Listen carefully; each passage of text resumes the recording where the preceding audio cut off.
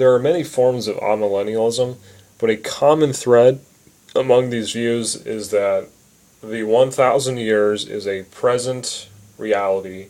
In other words, from the first coming onward till the second coming is quote-unquote 1,000 years. Now, they're not taking 1,000 years to be a literal 1,000 years in most cases. They're taking that to be just figurative language for a long period of time. And they would say that the very day that Christ returns, he establishes the new heavens and new earth. Some would say that there is a 42-month period, at the end of that, and then Christ comes. Others might say there's a 7-year period, and then Christ comes. So there'll be differences within the system. But the common teaching is that the millennium is now, and Christ returns at the end of that millennium. But this is easily disproven by the Bible, and again, dependent upon a literal interpretation of the Bible.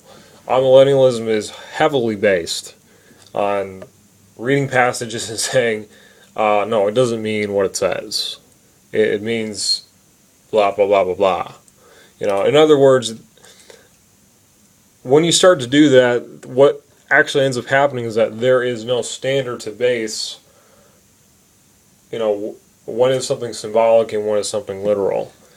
If you can just pick and choose based upon artificial rules that you've created, there's no limit to why another person couldn't come up with their own set of rules and say, oh well, these passages in the Gospels that teach about Jesus doing these miracles, well, those weren't really miracles.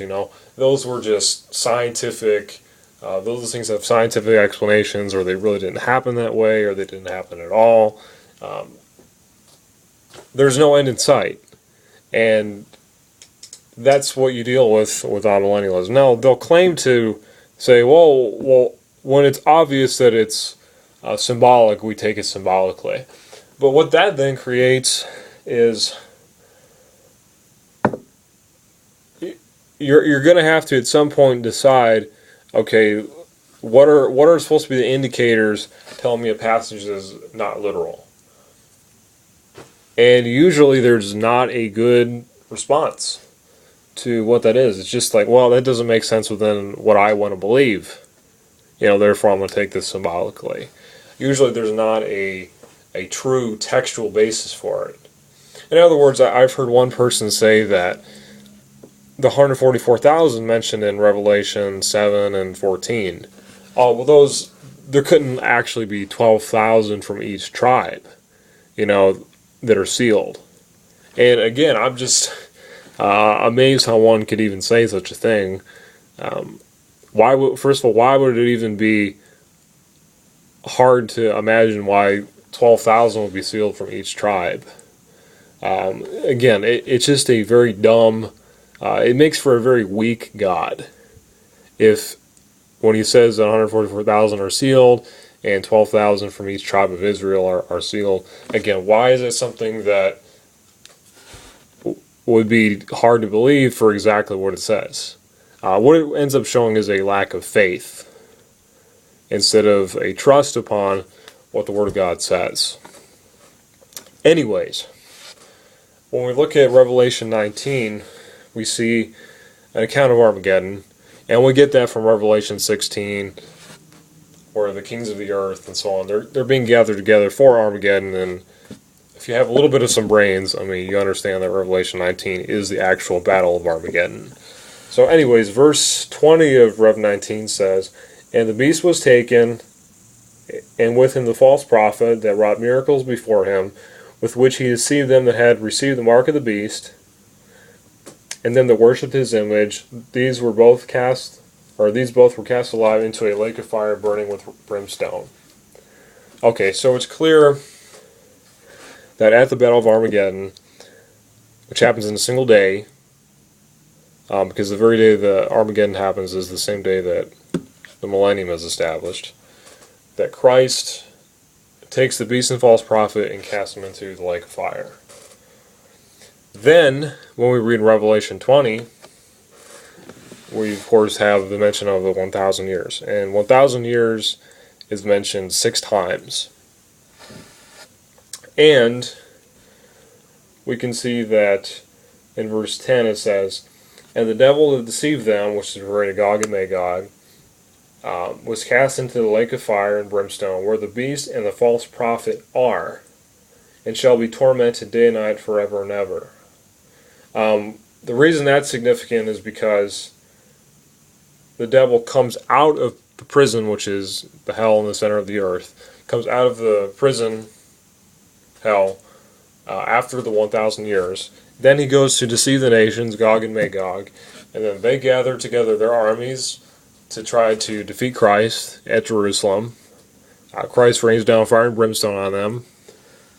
And then the devil is cast into the lake of fire. It says where the beast and the false prophet are. What that conclusively shows is that the beast and false prophet are still in the lake of fire that they were just cast into 1,000 years ago. It's a simple order. First, the beast and false prophet at Armageddon are thrown into the lake of fire, and they are still there 1,000 years later.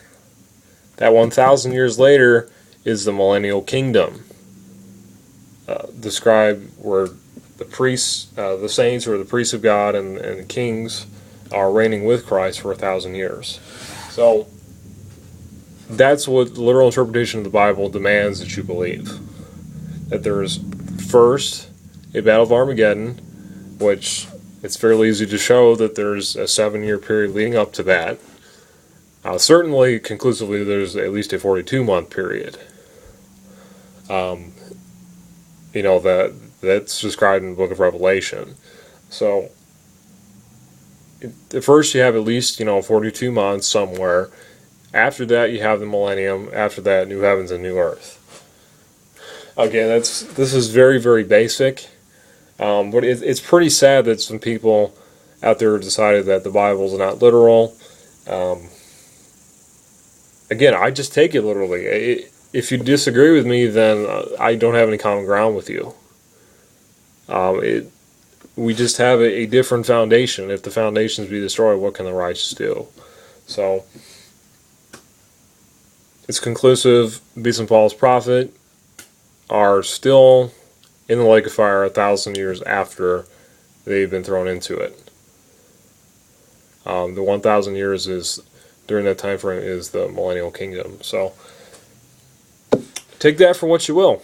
Of course, there are many other reasons to believe in a millennium, but that's just a very easy, quick one to show. So,